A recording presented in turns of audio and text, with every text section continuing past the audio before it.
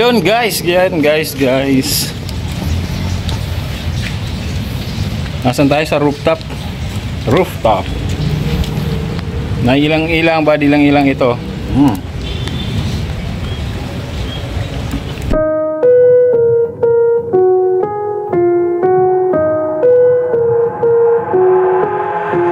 Got an itch I can't scratch, I'm missing a piece that completes a whole part of me, an open wound scar to see. Everybody come here, gather round, welcome to the freak show, the best in town. What the hell's wrong with me? I don't get along with anybody, honestly. I've been living in my own head constantly, thoughts jumbled around, think I need a new lobotomy. Wait, all these thoughts are too negative, I don't wanna get lost in the sedative.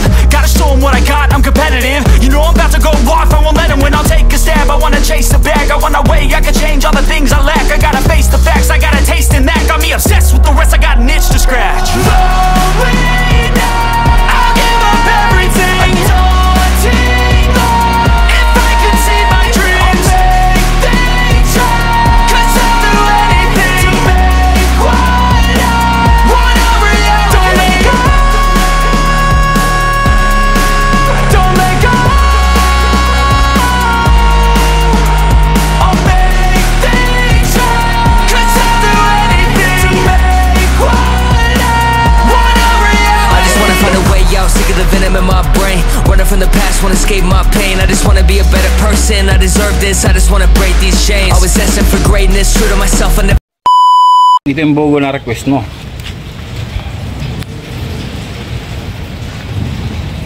Dito lang ako umakit lang sa rooftop kasi you know, meron pa yan dyan buko. Kailan na ulan? Bakit kaya ang ulan? Grabe naman.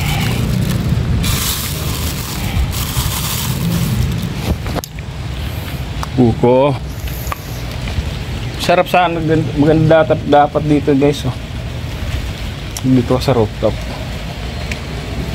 Nakita mo. Nung baha, nandito lang kami. Tapos buha dyan. Kita mo. Actually, baha tuloy dito. Hindi ako nakakit dito sa rooftop. Hanggang dyan lang kami.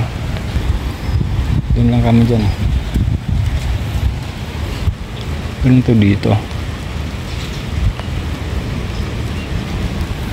Hindi ako nakakit dyan. Yun. Takpan ko lang yung gilid ng charger. Baka anong sabihin na basa eh.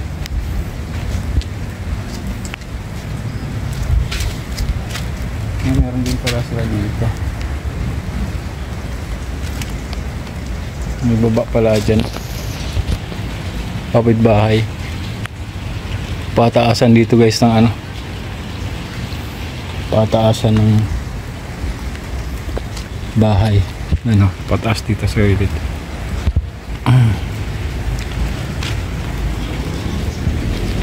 Ilang nanay ilang oh, isa para sa uli oh.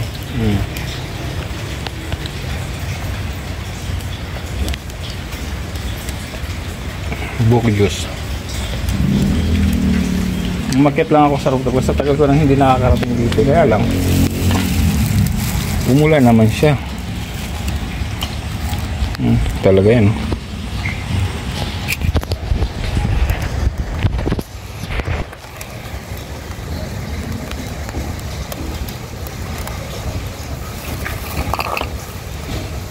Ito buko dyan, buko.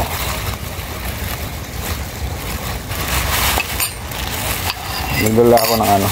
Nalakas ang ulan.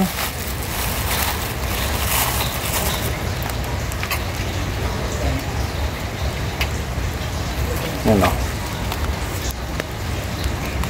Buko. Olo. Tumapon yung basurahan. Yan o.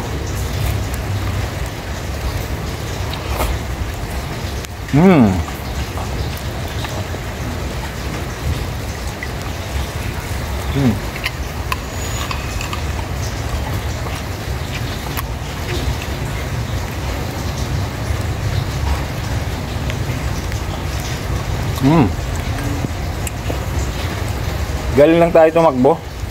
Nag-run tayo ngayon guys. Baka mula lang talaga to ng pantakip dito. Lagyan ako ng pantaka. Hindi naman masyado malakas. So tapos lang natin mag-run. Yan, tapos pang recover to buko juice. Actually request ni ano Nanay Body ilang request na to. Gusto niya buko juice. So request ni Body Nanay ilang kaya lang ako ang nakain. Kaiba to. Imagine niyo lang Body ilang Nanay ilang ang buko na to.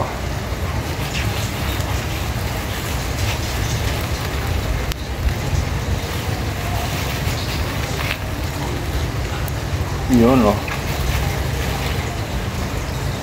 Ay hindi nakikita yung ano laman. Basurahan dito.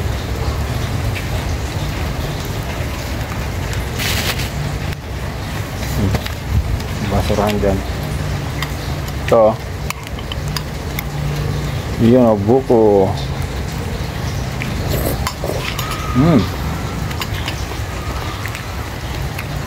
Akala ko hindi niya na-ONG ko.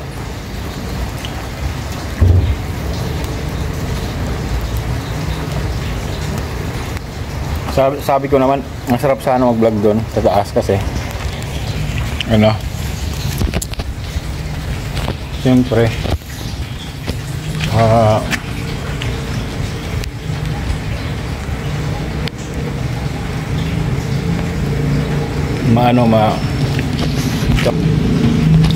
siyempre sabi ko ano, medyo maaraw. Kanina maaraw kasi, tapos ngayon biglang bumusang ulan. Ilang ayan o. Sarap yan. Buko.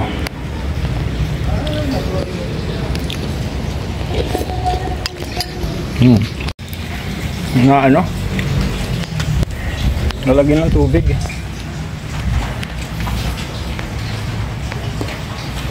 Lagi siya ng tubig guys. Tayo. Ito lang tayo sa bibig. Nalagyan ng tubig eh. Ano ba yan? Kunin ko yung ano.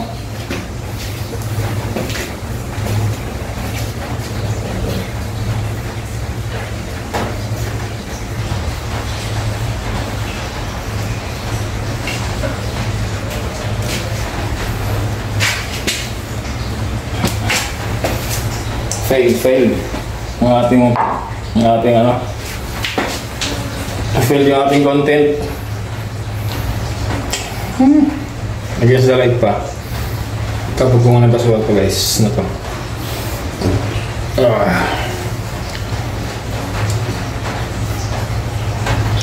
Yan na kayo.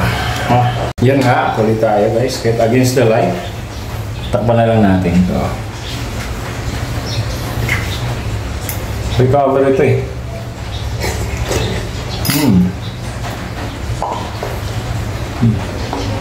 Sarap.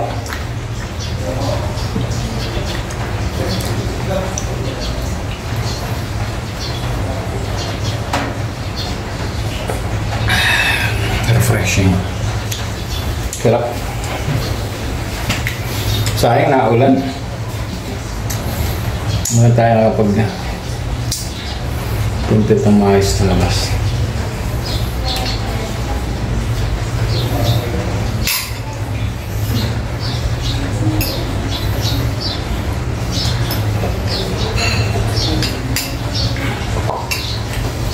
After ng run, so yung tubig sa nalayasin ko. After ko mag-run kanina guys,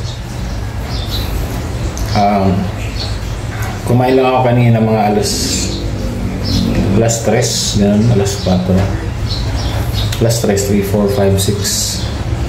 Saktos, 3 to 4 hours before dapat kumakain na kayo. Kahit hindi heavy meal. So ano lang, sakto lang. Pero usually talaga pag sa mga run, 4 hours prior ng run, a day before, carbo loading ka. Carbo yung talaga kain ka. Tapos, habang palapit ang run, kaya a day before, kunyari, bukas run, ngayon umaga, kain ako yan, dami. Yung normal na kain mo, 3 times a day, tapos, siyempre, exercise ka rin. Siyempre, ano na yung training mo nun, sagad-sagad ang training mo nun, siyempre, kailangan mo siyempre, sa mga nagra-run, kasi guys, dati ako talaga runner. Although 21k runner lang ako, pero kung baga yung 21k run na yun, parang gamay ko na yun. Parang alam ko yun kung kailan ko matatapos yan.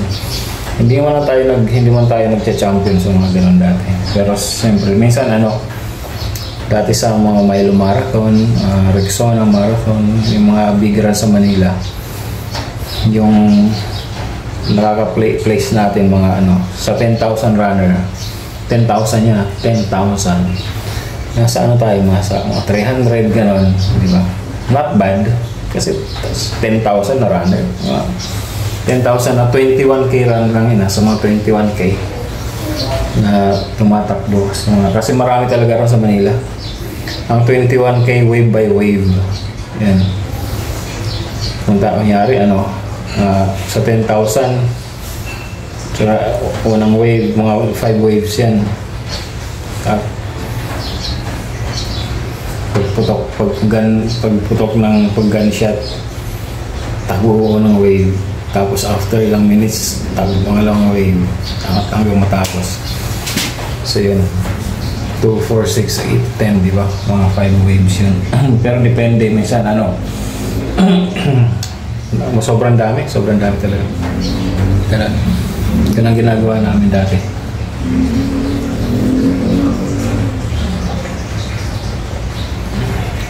Pag gun start, nakakalimang gun start sa 21k run. Marami tumatakbo sa 21, 10k, 21, 42k. Ang hindi ko lang na-try dati, mag 42k. So doble ng tinatakbo ko. Which is kasi nag-pandemic. Pero ang target ko dati nawawala. Ang target ko talaga nun guys, ultra marathon, yung 50 kilometers, ganun. Walang hintuan yun.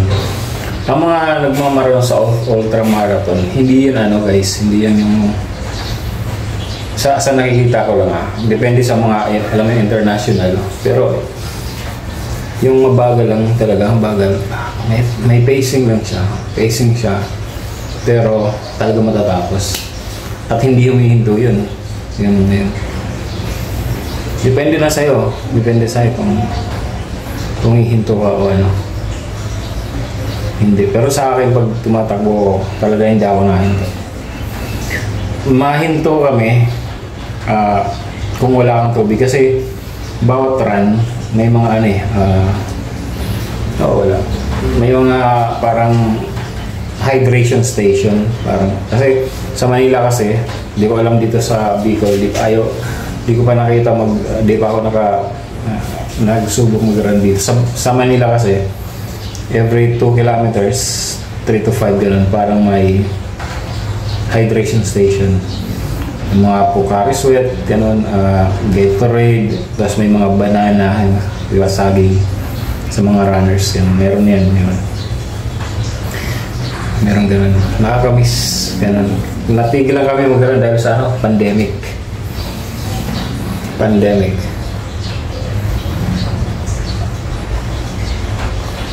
Bading lang ilang. Ito yung request mo. Diba? Let's go for the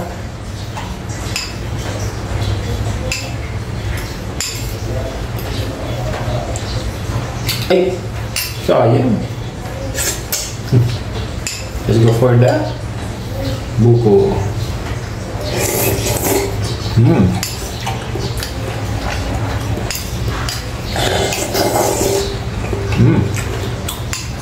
Tumutunog ba?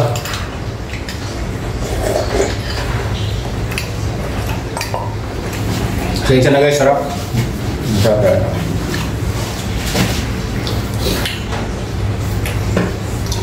Kaya lang pag nagrarun ka, lumilit yung dito ng braso. Lumilit ito. Ito. Kaya lang, so kailangan pag mga runner, kaya kung ayaw mong ayaw mong lumit yung braso mo, sabayin mo ng workout. Kasi magpapapayat talaga ang mag-run. Dati talaga, lumiting dito, hindi na sobrang lit, kaya lang kasi sa akin dati sinasabayin ko ng ano eh. Pinasabayin ko siya mag-workout. Sabayin ko, para para yung upper body mo may lakas. Kasi sa totoo lang guys, yung mga runner, pag matagal yung run mo, mga sa 21k, mga kalahati na, mararamdaman mo pag wala yung upper body mo, pag walang upper body strength, talulumo kang gano'n. Parang pagodin ka to, parang pag walang muscle to, yung upper body mo, babagsak, parang gano'n. Kaya yung iba makikita nyo, yung ibang runner, pag matagal na, yung mga talagang hindi, parang siguro kulang sa practice or takbo lang ng takbo, walang alam mo sa run. Makita mo na kayo unang gano'n yun eh, habang tumatag. Parang gusto mong sumubsob, parang gano'n. Kasi wala kang upper body, strength. Gano'n yan. Share ko lang guys. Along with buko. Sarap. Gusto ko yung, kaya bumabalik ako mag-run ulit ngayon. Bumabalik ako mag-run.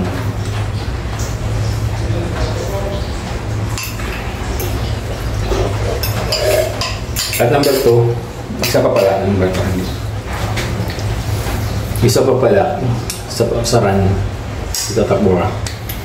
Kailangan mo mag-invest talaga ng sapatos. Okay. Sabi nga nung isang ko dito, sabi niya, yung may sapatos kasi ako ng bago Nike. Sabi niya sayang daw yung sayang daw kasi nga maganda ang buhay ng klaseng kulay dilaw ko. So yan, sayang daw kasi nga siyempre bago pa. Pero talaga sa run kailangan mo mag-invest ng sapatos, shoes, kasi yung paa mo nakasalay doon. Pag maganda ang sapatos, maganda ng glide mo, at saka less injuries. Mawala yung less. May mga minor injury kanyan after run. Kasi nga, minsan hamstring injury, gano'n, meron yan. Upper body injury, tapos yung dito mo, yung mga runner, yung sa amin nun, nagsusugat yung yung isang dede, sa nipples. Susugat yan guys kasi sa sobrang tagal, di ba gumagalaw. Lalo, pagpangit ang singlet mo, yung pinaka-jersey kung sa basketball, yung singlet ang tawagin sa run yan. Nagagasgas yung balat, masusugat. Kaya mga babaeng runner, mga babae, siyempre di ba may dede sila. Ang nilalagay ng yan, nilalagay sila ron, parang yung iba nga, alam ko, sabi nila sa akin, yung mga runner, parang nipple tape, parang gano'n, nilalagay basta. Yung iba nga, band-aid rin nilalagay nila. Kasi nga, para hindi masugat. Tapos, siyempre, mga naka-sports bra yan. Yan lang. Pero sa lalaki talaga, yan iba ka rin. Yung iba naglalagay talaga na kahit tape, minsan tape talaga. Pero sa akin, hindi ako nasubukan ng ganun. Kasi pag maganda naman yung mga sponsor nyo, kasi dati yung mga sponsor namin, Adidas, yun lang, na-share ko lang. Yun lang guys, kaya lang umulan. Tip ko lang yan, tips sa mga konting tips lang sa mga nag-run, mga takbo, mga beginners talaga Actually, Kaya sa akin naman dati, shoutout nga pala kay sa team sa running buddy ko dati si Rowadel, okay, si buddy Rowadel, Jocelyn Rowadel, yan, running buddy ko yan. Shoutout buddy. So yan. Yan. Isa yan sa mga tinuruan ko na na tumakbo na hindi siya tumakbo ng 5K, hindi siya tumakbo ng 10K, unang run niya 21K agad. Ganun katibay yun si Buddy. Yun, shoutout. Yun. So, again, salamat sa lahat ng nakaabot sa dulo ng aking video. Alright, ganun lang. Naka-isang video ulit tayo ngayong araw. Yun, Team Kabady na ilang-ilang shoutout. Ito na. Again.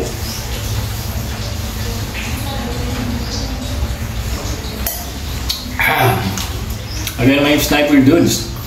And thank you for watching Sniper Dudes TV. Inom po tayo ng Buko Juice.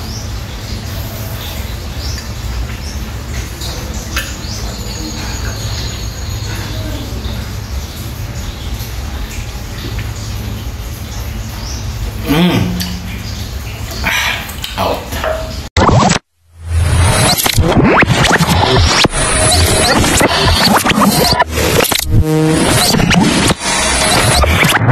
Liftoff will start in T-minus 10 seconds. 10, 9, 8, 7, 6, 5, 4, 3, 2, 1. We have ignition.